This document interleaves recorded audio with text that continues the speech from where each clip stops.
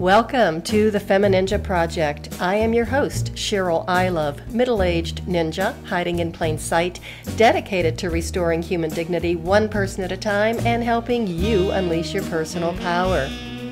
Discover that it's possible to look like a woman, act like a lady, move like a ninja, and think like a warrior. And remember, men are always welcome on the FemiNinja Project.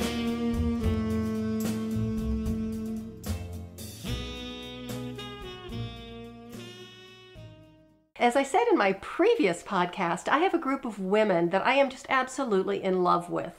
They have all been guests on my show, and I call them the FemiNinja All-Stars because they are absolutely fantastic. So I had one of my All-Stars on the last podcast, and today I have another one with me.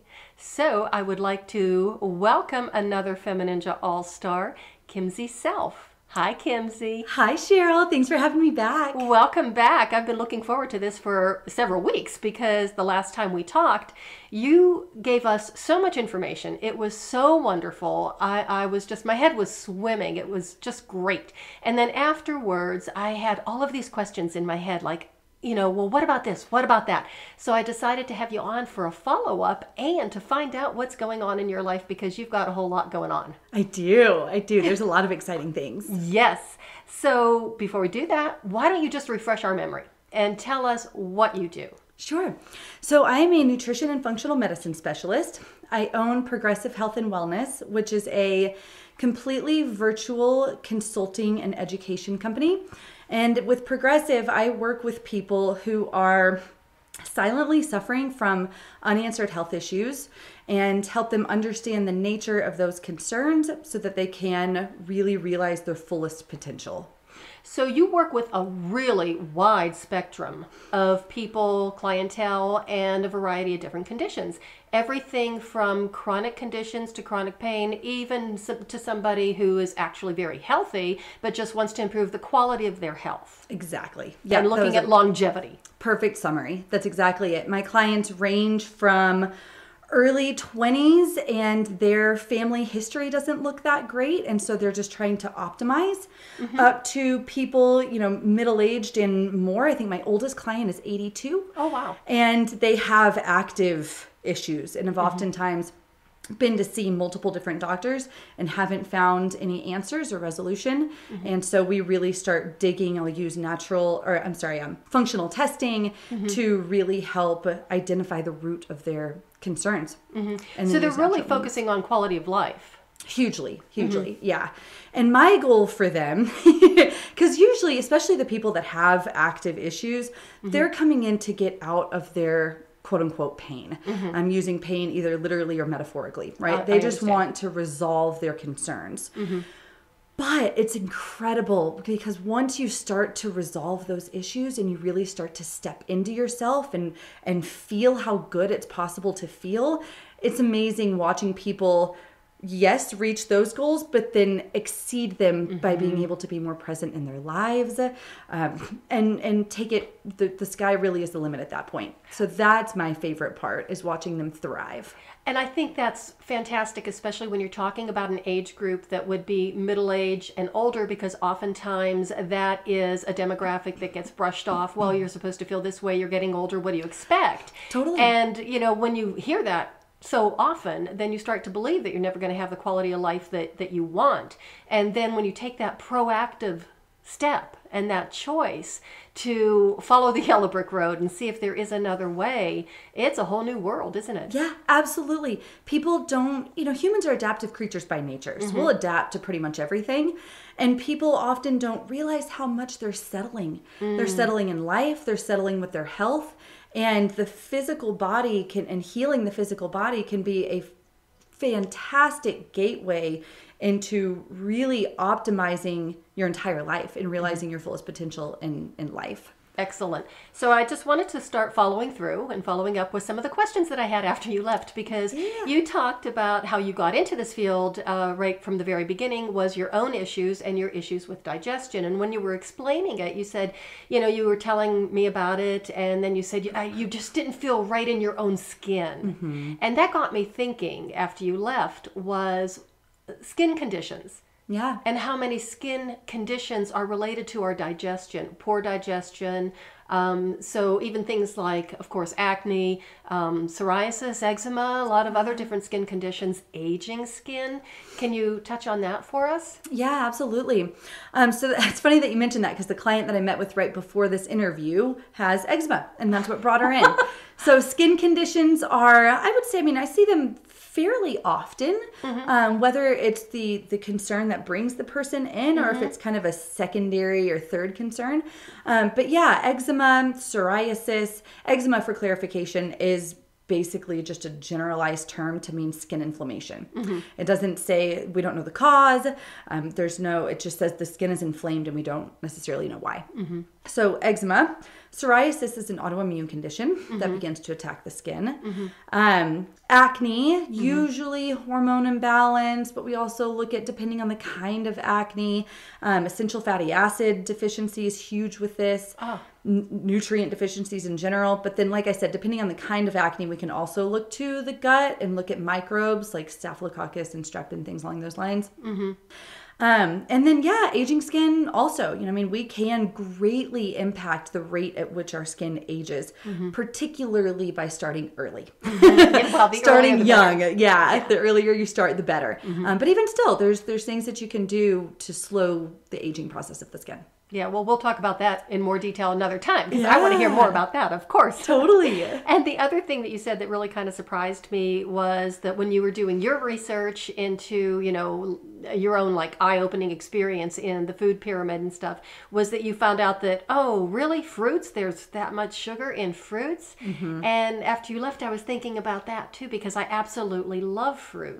And like I said, I told you the sumo oranges, when they're in season and they're coming to Whole Foods, I'm there getting them, because I just love them. I eat them probably at least 1 or 2 a day. So are they not good for you? Are fruits not good for you? Or how should we approach fruit? Yeah, good question. Fruit, I'll just put this up there up front. Fruit is great. Fruit is perfectly healthy. Lots of, vitamins and minerals and phytonutrients, etc. It's great. And Fiber, yep, absolutely. Here's the thing with fruit. Okay. And this is probably what I was referring in that last podcast. Okay. Is you always hear, eat your fruits and vegetables. Oh, fruits are first. And yeah, at the end of the day, they are sugar. And that's what I was saying before, is they do break down into sugar. So 1 to 2 pieces of fruit per day, great. Yeah. When I meet with people that are having closer to 5 to 6 servings of fruit, and oftentimes they're camouflaged in a smoothie. Oh dear. So it's, when you look at the smoothie, it's like 2 cups of berries and a banana and an apple and, you know what I mean? And like 3 leaves of spinach or something. Yeah. That's when it becomes a problem. Okay. So I'll use that, because a lot of people say like, yeah, I eat healthy. I eat, 4 pieces of fruit every day. I'm like, not as See, and that's one of those myths and those confusing misinformation things that we were talking about in the last podcast of some of the things that we think that are supposed to be healthy for you. And I even told you about my client who was eating the health bars and the health drinks after her spin class because the instructor said they had to replace and replenish, everything that they had lost during their workout. Well, that was just not working out. Totally. Because she was taking in a whole lot more calories than she was burning off, and they were all just sugar. Junk. Yeah. It was just amazing. Yeah. And that brings me to the question of smoothies and juicing, because I tried juicing for a while, and one of the things that made me quit was it was such a pain in the butt. It is. I know. I mean, gosh. That's why I quit too. I loved juicing, but cleaning that thing is it's just a nightmare. It's a pain. It is. So talk about smoothies versus juicing and the benefits and the cons, the pros and cons of each. Yeah, sure. So both are great. Both of them, some of the similarities, well, actually I should say, one benefit with smoothies is you get all of the food. So you're getting the fiber, you're getting, especially the fiber. That's a big part of it. Right. So you're getting all of the food. Juicing, on the other hand, does have its benefits by making the nutrients more bioavailable. They're no longer bound in that fiber matrix, so they become more bioavailable for your absorption. So they both have benefits. One thing I would say with both of them is to emphasize vegetables. Okay. It goes back to that fruit thing. Emphasize vegetables. So fruit in either is fine. Just don't make it the staple. Don't make it the foundation. So a juice, for example, maybe juice a bunch of spinach and some ginger and maybe a carrot and like half an apple, Right. maybe a full apple, Right. But no more than one piece of fruit in a juice in particular, because that sugar is also going to be more available, and it'll spike our blood sugar faster than if we were to eat an apple. Right. Okay. And that's another thing I noticed even when I was doing the juicing is I really strictly limited the amount of juice, because I think I juiced an apple just to see what would happen. It was like, oh my goodness, this is delicious. And I realized this is nothing but sugar. Yeah, totally. So that's when I was like, no, just go for, the vegetables, which I was really heavy on that. Even celery, zucchini, things that were in my own thought processes have a lot of hydration in it. Yeah. But I made a really big mistake. One time, I remember juicing an entire bunch of kale. Okay. The entire bunch. Yeah. And that's all I put in it. Yeah. And it was right before I went to the dojo for my martial arts class. Oh, okay. And I drank that whole thing down and just went right to the dojo, and we start every single class with a series of rolls and falls. And Yeah. it was like, okay, this was a really bad decision and I will never do this again. Totally. But, okay, so I just wanted to clarify the juicing and the smoothie. Yeah. So thank you for that. I really appreciate it. And you know what, I'll say too, because that's a question about fruit juice often too. Fruit juice, like store-bought fruit juice, just Stay away from it. Yeah, honestly. I'll sometimes suggest organic, unsweetened cranberry juice for if people do have a UTI issue concern, we can use that. But like regularly drinking juice, and especially just your average store-bought juice. Because here's the thing. My dad asked me this at one point. He drank orange juice every morning for years. And he was like, what's the deal with juice? I'm starting to hear that it's not good for you. I was like, well, yeah. How often would you sit down and eat 8 to 10 oranges in one sitting? Right. Never.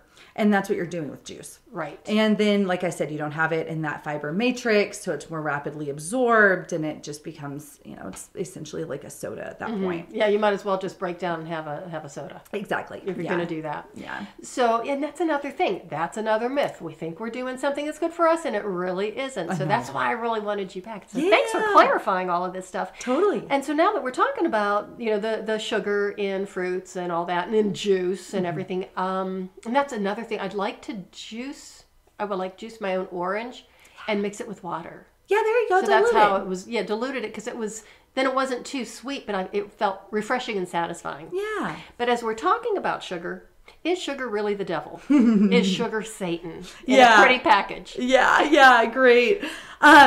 Yes and no. So there was a reason I answer it that way. Yes, in the sense of how we're eating it in modern society. Yes, it's a problem. Like the quantity by which we're eating it, in the forms. So it's in everything.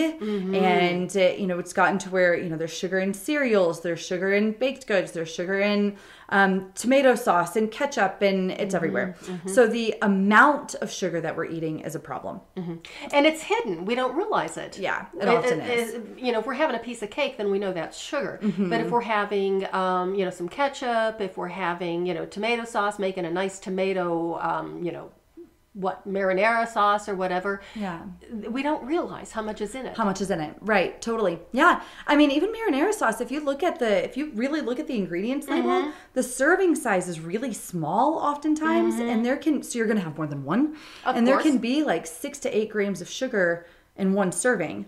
Person would probably average, call it 2 to 4 servings. So that starts to add up pretty quickly. And just to clarify for people who might not realize this, 1 gram of sugar is how many teaspoons? I believe 4 teaspoons. Yeah. So if you see something that it's like, oh, well, there's only 6 grams of sugar in one serving, that's actually, let's do the math. What's that? 24 teaspoons. And when you think of it in that regard, at that level, just take out a teaspoon and, some sugar and see how much 24 teaspoons is. Totally. That's just crazy. No wonder why we're getting fat. Yeah, totally. Yeah. Okay, so now that's the sugar. What about artificial sweeteners?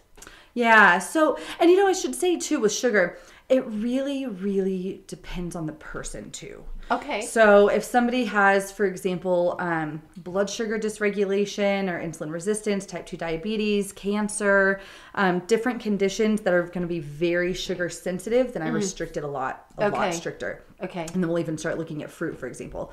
And in other people, there might be some more leeway. If they've got really great blood sugar balance, if they're very active, there might be some more leeway there. And sugar gets a really bad rap for a reason. But we don't need to be, if you have, if you put a tiny bit, like a half a teaspoon of honey in your tea, a few times a month or something, that's fine. We don't need to be afraid of it in that sense. But just being very conscious aware. Yeah. Being very aware of where the sugar is, what it's in, what sugar is, because carbohydrates count as sugar too. So like breads and pastas and cookies and things along those lines. And then being very mindful about how much you're eating. Those are the most important factors. Okay, excellent. And then we cover the artificial?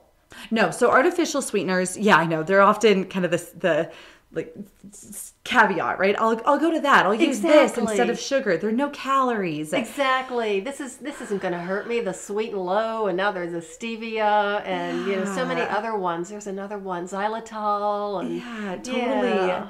So 2 things. There's the quote, like the natural sugars, the natural sweeteners. Calorie-free sweeteners, like stevia and xylitol. Those 2 are okay. Okay. Those 2 are actually okay. They show to have even beneficial properties for like oral microbiome, the gut microbiome. So those 2 would be okay. One side note with xylitol is it can upset some people's stomachs. Okay. So not in a bad way. It's just the way that the bacteria ferments it, so it can upset people's stomachs. Okay. Those 2 are fine. I actually advise to my clients to use those. Okay. The others, the pink packet, the yellow packet, the blue packet, all of those, not so much. Those are the main things to be concerned about. 2 main things. One, they're neurotoxic. So they are excitatory to our brain cells.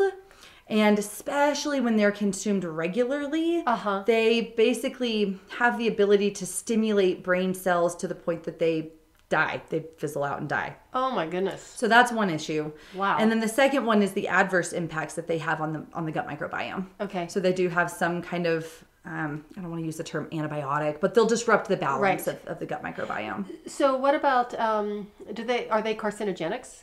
Yeah, because I've heard over the years that they could cause cancer, but you hear that about everything. Yeah, you do.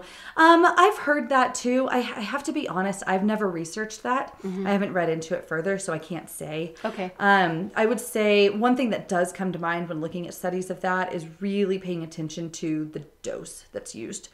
Because sometimes in studies they'll use a rat model, for example, and they'll give the rat far more than we would ever eat in a serving. So, but if you also factor in continuous low dose exposure, right? Then possibly.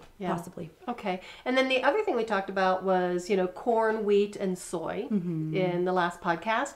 And soy, that really kind of raised a big question for me because I thought that soy was actually supposed to be really good for us, especially perimenopause, postmenopause, menopausal women. Eat your soy because it'll help relieve the hot flashes. I'm here to tell you it didn't work, and I wasn't that fond of soy anyway, so I just dumped it. Yeah. But and it's good for your bones, your bone health, breast health, all that stuff. And I don't believe anything anymore. Yeah. Especially when you're hearing all this conflicting information. So tell us about soy. Yeah. So soy is a tricky one because it legitimately does have some health benefits. Like gentian is one of the main kind of active ingredients, if you will, therapeutic ingredients in soy or properties. And so it does have some benefits, and I'll speak to the estrogen component also. I'm going to start with the red flags, then we'll get into the benefits. And of course, like most things in nutrition, we're going to wrap it in a pretty bow of it depends on the person. I love that. I love that because we are not machines. We are not robots. We are all different. Totally. Thank God. Yes. Yeah, totally. So soy. Main concerns with it, especially modern day soy, is that it is largely genetically modified. Oh. So 97% of the soy that's on the market is genetically modified. If it's organic, you're better. There's some cross-contamination and some cross-growing within the farms. And so, But nonetheless, if it's organic, you're going to be better off by a pretty significant step. Problem with genetically modified soy is it's going to be laden in pesticides, herbicides, all the sides, right? Yeah. Herbicides, fungicides, etc. Particularly glyphosate, which that does have more and more research. Roundup, in other words. Roundup, the active ingredient in Roundup is glyphosate. And that does have a lot more research coming out about the adverse effects of Roundup. Right. In many different ways. That is a xenoestrogen, so it mimics kind of a toxic version of estrogen. It disrupts our gut microbiome because it's designed to kill pests. So that disrupts our gut microbiome. It upregulates inflammatory markers in our intestines. So there's a lot of things going on with glyphosate. That goes with any kind of genetically modified food. Okay. So that's one major problem with soy. So anytime you see GMO on a label, do you just like step away from the car? Yeah. Rule of thumb. Yeah. Okay. Exactly. General rule of thumb. Yeah. Just avoid GMOs. Okay. Good to know. Yeah. The other thing with soy is, traditionally, small amounts were consumed and that soy was fermented. So it was grown, it was always organic prior to, modern day farming practices. So it was always organic and then it was traditionally fermented. And that has now changed. So it's not, unless you're buying tempeh or miso, it's not going to be fermented. Okay. And then the growing practices, we're hybridizing soy so that it becomes, just like we are most other things, to exert certain properties. And that, coupled with the genetic modification tendencies and the pesticide use and the lack of fermentation, all of these factors have changed the product. It changes the protein sequence. Okay. And that the immune system goes after proteins. So it makes it it's now become more immunoreactive. Okay. And that's why it's a top 8 allergen. We're seeing more and more sensitivities to soy. Wow. There's many different reasons. So those are the main reasons I take soy out when doing elimination diets, because it's so commonly a sensitive food. Okay. And then secondly, well, no, I'll leave it at that. Those are the main reasons. Yeah. Okay. Now the benefits of soy, it does, and some of the main things that you'll hear about is it does have phytoestrogen properties. Right. So what that means is it's like a very weak estrogen in our body, which can help modulate our estrogen. So what that means is in some women or men that they have what's known as estrogen dominance, where they have too much estrogen, particularly in ratio to progesterone. Okay.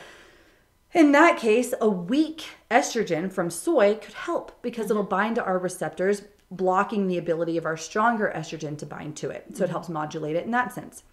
Flip side, the inverse is true as well. Low estrogen, well, if you eat soy, now you have some form of estrogen binding to our receptors and exerting beneficial effects. So yes, theoretically it can help. Okay. Because of the other issues around soy, there's other nutrients that'll do the same thing. And like broccoli extract, for example, helping with estrogen, flaxseed, there's just different nutrients that'll do the same thing. And so I go that route versus soy. So if anybody does have any questions about that or any questions about their hormone imbalances or whatever, I would give Kimsey a call. Yeah, nice. Yeah, definitely. She'll help you work through some of this stuff because it is really confusing. It is. And especially when you're talking about hormones, there's the whole spectrum of, like you said, just general hormone imbalance. So PMS type symptoms, which by the way are not really normal. Same thing with menopause, not really normal. Transitional, fine. But when you're 6-7 years out of menopause and you're still having symptoms, not so much. Anyways, that bottom end of the spectrum up to hormonally driven cancers, for example, or looking at autoimmune conditions or other chronic conditions that might be associated with this. All of that in between, there's so much that can be done. And it's not necessarily intuitive. Hormone imbalance, excess and too little have many of the same symptoms. Right. So it's hard to tell what's going on. Wow. Okay. So one more thing I want to say about soy, because you were talking about it used to be, in the fermented form, and my understanding is that fermented foods are actually very good for us. Is that true? Yeah. Generally speaking, fermented foods are great. Okay. So kimchi, sauerkraut, kombucha, kefir, yogurt, any of those, if you can handle dairy, any of those are fine. Fermented foods are great. Yeah. They make the nutrients more bioavailable. It's loaded with probiotics. The one caveat would be anybody that has small intestinal bacterial overgrowth or SIBO. It's a specific condition where there's an excess amount of bacteria in the small intestines. Okay. So anybody listening with IBS, about 50 to 85% of IBS cases are associated with this. Okay. Which is kind of tough because they're traditionally told to take probiotics, and Oh. sometimes that can make it worse. Probiotics, fermented foods, it can make it worse. Good to know. Thank Yeah. you for bringing that up. Yeah. Because a lot of people out there suffering with this may have been told to do that. To do that, yeah. So one of the dead giveaways is if you eat those foods or you take a probiotic and you feel worse, you get more gas, more bloating, more brain fog, more diarrhea, anything along those lines, especially if it happens within about half an hour of taking it. It's a dead giveaway that might be going on. Oh, and in wow. that case, stop. Stop the probiotics, stop the fermented foods. Great advice. Yeah. But for everyone else, they're great. Yeah. Well, I grew up on sauerkraut. Nice. Basically. Eastern European. We had sauerkraut with everything. It was Totally. wonderful. And I still love sauerkraut. I just don't prepare it that much. But I even, I know that my grandfather used to make his own sauerkraut. Yeah. Oh, nice. Yeah. He made his own wine too. That's awesome. Yeah. I love it too. I eat it. I Yeah. eat it fairly regularly. Okay, so then I wanted to talk a little bit about pastas and breads because, of course, you said last time those are the less preferred carbs. And what you would consider the high quality carbs, of course, would be potatoes, sweet potatoes, carrots, that type of thing. Correct? Yep. Okay. Absolutely. But with pastas, I wanted to bring this up because I see in the grocery store, and I've been buying it and using them, are the high protein pastas. So is this one of these marketing gimmicks that I bought into? Or what? And I've seen some, I've tried some before that were made with lentils or beets or that type of thing. So if you can address that, that'd be awesome. Yeah, totally. So the high protein pastas that are made with like lentils or beans or something along those lines are great. Okay. I love them. Okay.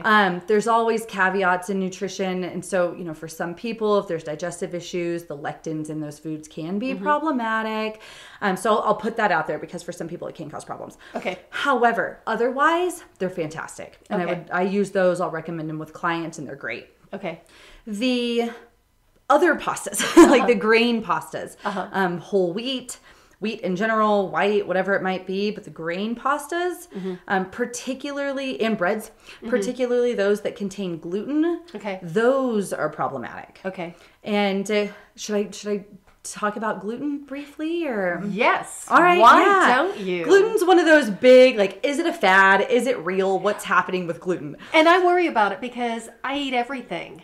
Yeah. And I don't have any digestive issues. Yeah. And I don't think I have any arthritis or inflammatory. I mean, I told you I just came from this really butt-kicking ballet class this morning. Totally. So I think everything's in working order. Yeah. Yeah. I would probably know if it wasn't. Sure. Totally. Yeah. But more than likely. Okay. So here's the thing with gluten. I'm trying to decide the best place to start.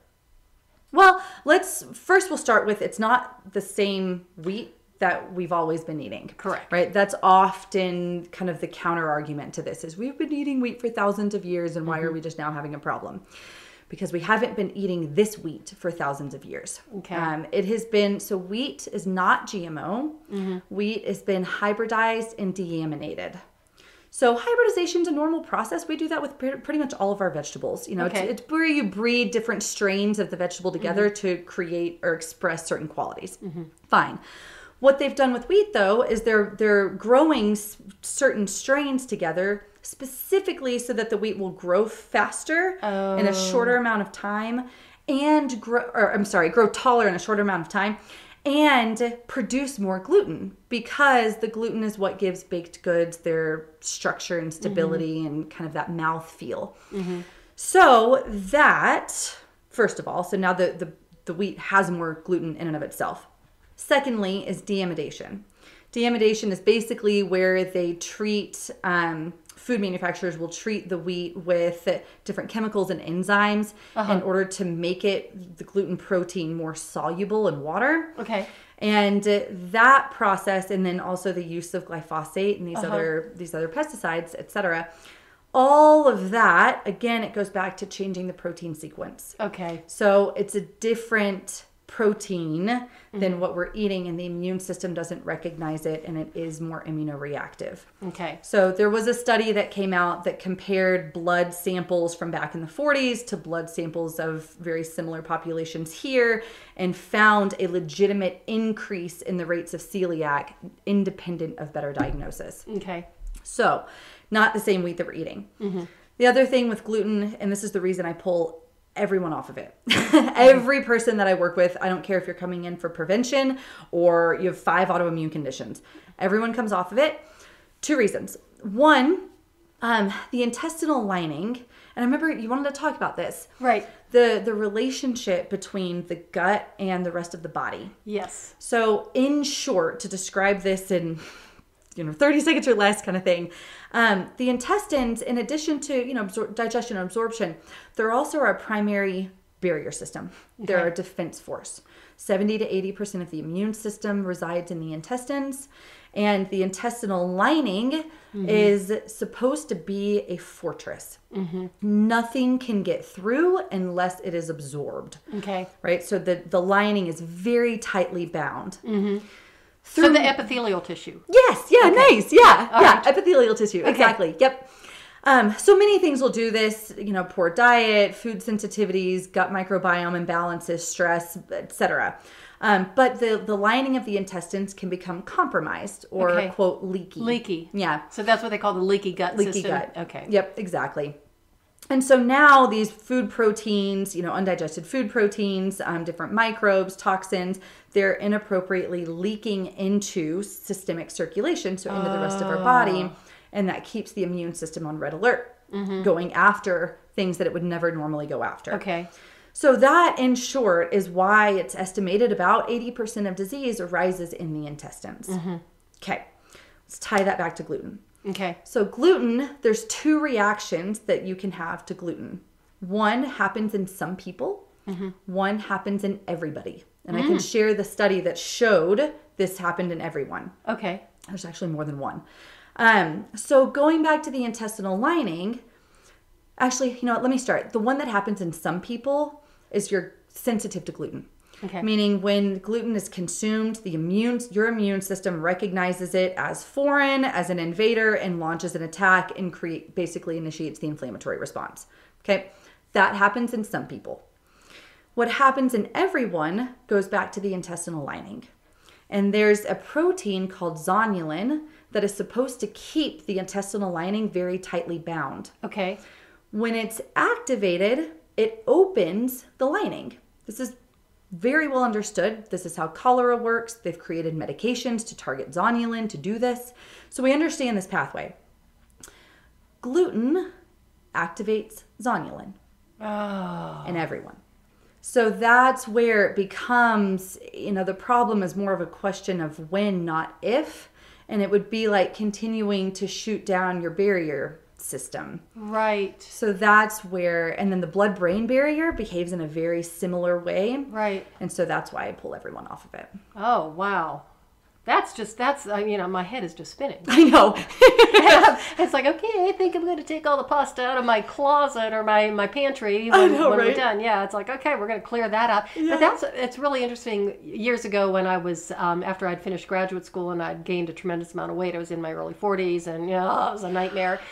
And one of the things that I did to try and get back into shape, well, first of all, I had to change my goal from wanting to lose weight to my goal was to stop gaining it. Oh, there you go, right? I figured if you set your goals kind of low, you might be able to do that. Yeah. And then, I did a little bit more research and I cut out all of the white junk food, or white trash is what a naturopath called it. Yeah. No bread, no pasta, no rice, no nothing. And I would still cook the same meals, but if they called for pasta or rice or whatever, I just excluded all of that. Yeah. And it was amazing how quickly, the weight started to come off, and I felt really good. So that was kind of like a key thing.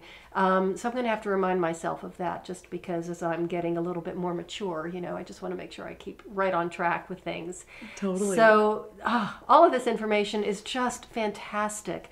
There's still more that I could talk. I could sit here all day with you. But I know we can't do that for a couple of reasons. But one thing I really wanted to talk about was, what do you got going on? What are your plans? Totally. So in addition to running the business, I am now pursuing my PhD. Yeah, because you have nothing else to do. I know, right? I know, I'm getting into it now and I'm like, oh my gosh, this is a lot, but I love it. Have you started already? I have. The program? Oh my gosh. Yep, I've started. It's incredible. So it's a PhD in natural medicine with an emphasis on quantum physics, and that's what the entire school is based upon. And it's a rigorous course program. Oh, I would imagine. Very rigorous program. But it is fascinating. It really roots science into, the mind-body connection and spirituality, and just so many different things. Which is its own science in itself that is. has been largely ignored, and you just can't do that. If you really want to be able to heal and treat the entire body, and like I always say that we have an incredible capacity We do. to heal. We just have to give ourselves the right environment. Yes. So just putting all of that together is just amazing. So where is this program that you're... Yeah, so it's called International Quantum University. Wow. I know. And that didn't turn you off. That didn't scare you. Nope, not at all. A friend of mine introduced me to it and I was like, oh my gosh, this is exactly what I've been looking for. It's perfect. For those of you that can't see my wrist right now, I have an atom tattooed on my wrist that I've had for, I don't know, 6 or 7 years now. There's a whole symbolism behind it. But anyways, I've been into it for a really long time. And this school fell into my lap at the exact moment that I was open to it. I wanted some challenge and personal growth. There are no accidents, because you really need some personal growth. You got nothing going on. Totally. Yeah, so it is. It's incredible. How long is it going to take you to get your PhD? It's all online. The school's all online, or the program is, and minus the dissertation that I have to defend in person. But besides that, because it's online, video education and textbook, it's self-paced. So they average between 3 to 5 years. I'm doing some undergrad work first, and then I have to complete the graduate and then the PhD. So 3 to 5 years. When I was going to the Nutrition Therapy Institute, NTI, that was a 2-year program that I finished in a year. So I'm aiming for the 3-year mark, but I'm starting to get into some of the more complex courses, and some of these 1-hour videos are taking 2 because I'm looking up stuff on the side and rewinding it and taking notes. And so I'm in it to learn it. However much time it takes is what it takes. And you're loving what you're doing. I love it. That's amazing. I love it. So just in case you have nothing else on your plate, you also have plans to write a book. I do. Yeah. That's where the school fit in so well. Is the goal with all of this, the business is doing really well. I want to keep building that up. But the goal is start to transition into writing books. I really want to give a TED Talk, and then have both of those opportunities start opening more speaking engagements. So this is really interesting, because a lot of people might be a little bit like, oh, I'm going to try and do this. Or, you're just barreling on right through. Oh, I'm doing it. You got your sword drawn and you're just cutting through everything, and you know exactly what you're going to do. Yeah, totally. And you're totally excited about it. I am. Yeah, there's not a doubt that I'll achieve all of this. It'll happen. I'm a huge proponent of visualization, and I visualize every morning on this. Other factors too, but I visualize every morning on this, and the book and being a New York Times bestseller and being accepted to TED and all of these different things. And I can always say then that she was one of my FemiNinja All-Stars. Yeah, exactly. I saw her rising to the top. Right? You'll have to come be in the audience for the TED. Are you kidding? I'm going to be right in the front and center. Totally. Yeah. I'll even be waving at you. I know, right? I'll probably be sitting there right next to your mother and dad, going, hey, I know her. That's Totally. amazing. So, is there anything else that you would like to tell us today? I mean, you've once again just blown me away with the amount of information that you know. And I think that people, might call you a nutritionist, but that's not really what you are. I know. And it's really so much more than that. And just the amount of biochemistry that you understand or that you know is phenomenal. Thank you. Yeah, and even, well, I can go on forever, but I just won't. So is there anything else that you would like to share with us? Yeah. Besides, get rid of the gluten. Yeah, right? Totally. I mean, at least do an experiment with it. Kick it out for a few weeks and see how you feel. Yeah. But no, I'll just say with health, being a nutritionist, for lack of a better term, it would be easy for me to say that food is the foundation of everything, right? It's the most important aspect of health. And it is a big one, for sure.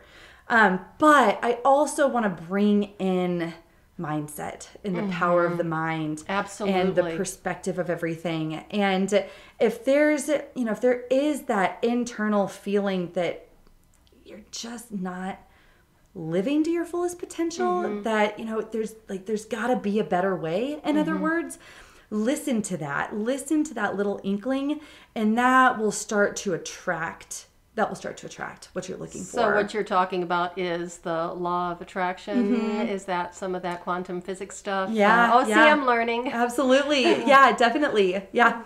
And, in the health journey too, the perspective on the health journey, if you believe in your ability to heal, and you believe in what you're doing, and you believe in the person you're working with, all of that makes such a big difference. So listen to that. Listen to your body. Listen to the intuition, and let it all fall into place. So we're going to have, you've got Kimsey's website on the podcast. So just tell us again what it is real quick. Yeah, it's progressivehealthandwellness.com. So you can get a ton of information. She's got a great blog. Connect with her. Do you have a Facebook business page? I do. It's at Progressive Health and Wellness. Same thing with Instagram is at Progressive Health and Wellness. I don't do Twitter. I never really got into that. Yeah, well, I don't blame you. Yeah, I don't think you're missing anything. Right. And it's kind of like the gluten of social media. It's so true. That just popped into my head. Totally. That's great. I love that. Yeah, you can use it. Yeah, definitely. Really okay, so once again, thank you so much for being here. I really, really appreciate it. I'd love to have you on again, just because you have nothing to talk about. But thanks for all this wonderful information. I think that you're really helping a lot of people. And, for my listeners, thank you so much for listening. Please share this information with anybody that you know that might be suffering or having some issues and want to look at some alternative methods of healing. They're out there, and give Kimsey a call. She's just a wonderful lady. As you can tell, she's quite knowledgeable.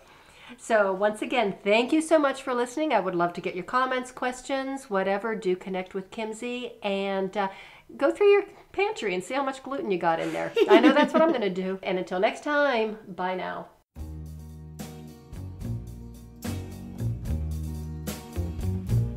And that's a wrap on another episode of the FemiNinja Project.